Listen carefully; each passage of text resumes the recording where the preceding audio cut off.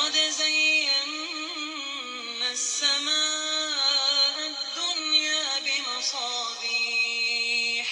وجعلناها رجوما للشياطين وأعتدنا لهم عذاب السعير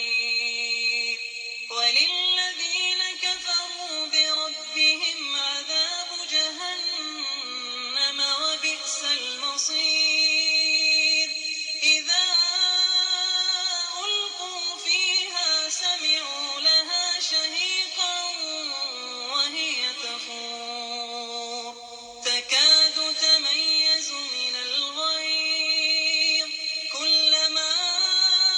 ألقي فيها فوج سألهم خزنتها ألم يأتكم نذير قالوا بلى قد جاءنا نذير فكذبنا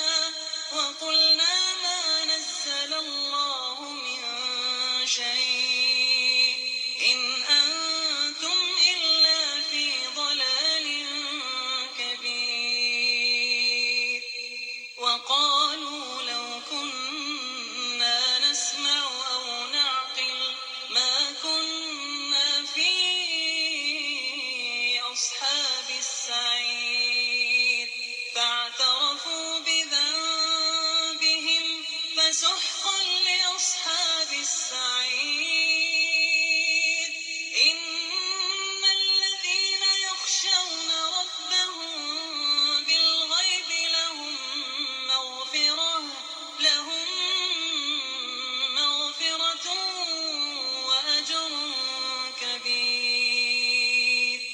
وأسروا